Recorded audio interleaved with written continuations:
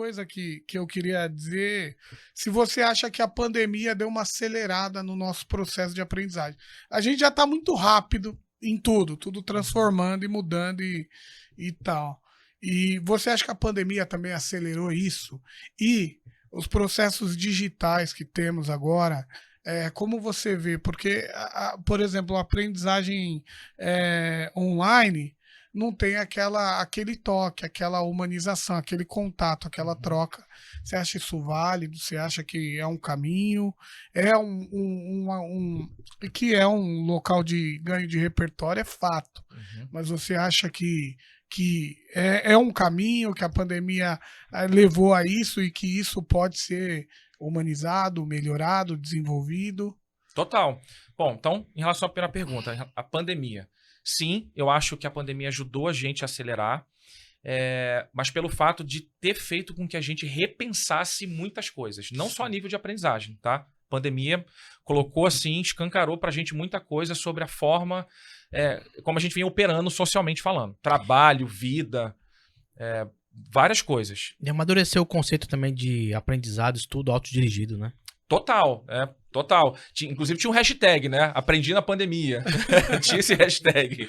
Que era bem legal de ver esse movimento, que inclusive reforça mais ainda a proposta e o convite, né, para aprendizagem ao longo da vida. Entender que a gente não pode continuar nutrindo esse pensamento de que aprender se restringe só aos 20 anos iniciais da vida, tá? Eu acho que eu nem comentei isso, mas nesse processo evolutivo que a pandemia colocou escancarado foi: para lidar com tudo isso, a gente não pode mais se permitir a pensar que eu aprendo, fico ali 20 anos na escola, faço faculdade, mestrado, doutorado, saio, aí trabalho, depois eu aposento, né? Então esse ciclo perpétuo, ele não funciona mais hoje, tá? Então a pandemia mostrou que, poxa, eu preciso e eu posso e eu quero estar aprendendo coisas que não se restringam só ao trabalho. Evolução, porque eu quero, né? Então a pandemia mostrou isso.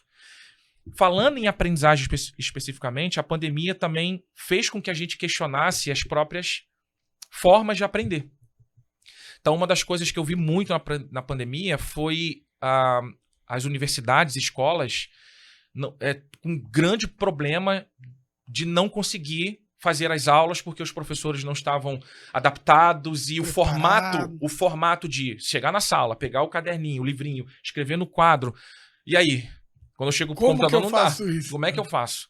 Então a pandemia trouxe esse recado. Olha, o processo de aprendizagem ele precisa ser remodelado e essa forma não funciona mais.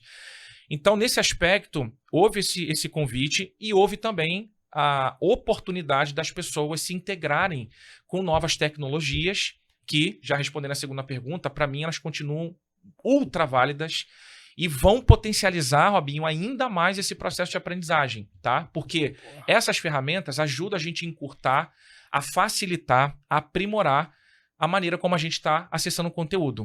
O maior exemplo hoje é o IA, ChatGPT, o Claude 3.5, que eles são chamados de assistentes. Então, um ponto. Eles não vão, né, dominar e substituir, mas eles são estruturas para dar assistência ao processo. Sim. Então a gente não vai deixar, Robinho, de consumir conteúdo, tá? Mas é muito melhor consumir um conteúdo num microlearning, num vídeo editado com personagem, com narrativa, que talvez compacte aquele conteúdo ali em 15 minutos ou 1 hora, do que ficar 2 dias sentado numa sala, olhando uma pessoa, falando 40 horas narrando aquilo tudo.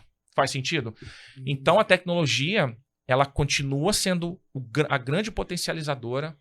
Todas essas ferramentas e estratégias, elas são cruciais para que a gente otimize principalmente o lado instrucional, tá? Então, destaco aqui que elas servem muito a esse aspecto.